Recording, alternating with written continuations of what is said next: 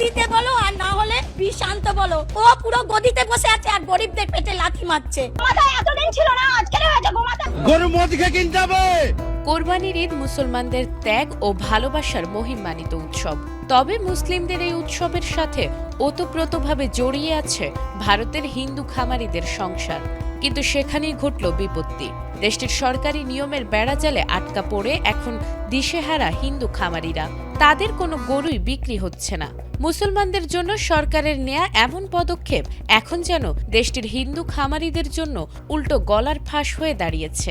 ঈদটা করতে দিক, আমরা গরুগুলো বিক্রি করি, কিছুটা দিলে অন্তত মুক্ত হয়। বছরের এই একটা সময়ের দিকে চাতক পাখির মতো চেয়ে থাকেন পশ্চিমবঙ্গের হাজার হাজার প্রান্তিক খামারি। সারা বছর ধার দেনা করে ঘাম রক্ত জল করে পশুপালন করেন এই একটি মৌসুমে দুটো লাভের মুখ দেখার আশায়।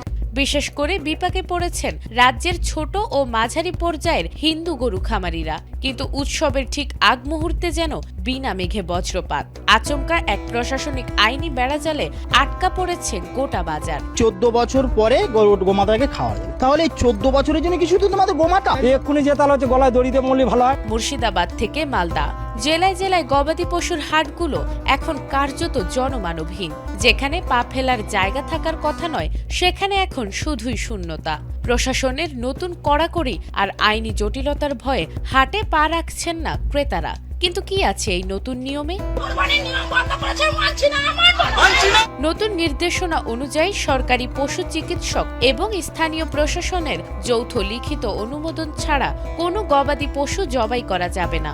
পশুর বয়স কত, স্বাস্থ্য কেমন তা নিখুঁতভাবে যাচাই করা হবে।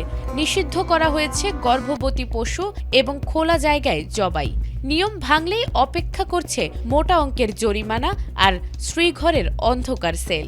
শুভেন্দু অধিকারী এসে তুই গদিতে বসে আছিস, তুই কি করছিস? মানুষকে এরকম করে হিন্দু ধর্মতে সবকিছু তো নষ্ট করে দিচ্ছিস। আর এখানেই দানা বাঁধছে আসল বিতর্ক।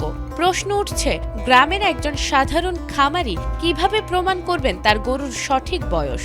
কোনো কাগজপত্র ছাড়া মাঠ পর্যায়ে এই পরীক্ষা কি শুধুই প্রশাসনিক হয়রানির নতুন হাতিয়ার? ঋণের জালে ডুবে থাকা খামারিদের পিঠ এখন দেয়ালে ঠেকে গেছে, আর তাই রাজ্য জুড়ে এখন বিশৃঙ্খলা আর চরম অনিশ্চয়তা তৈরি হয়েছে।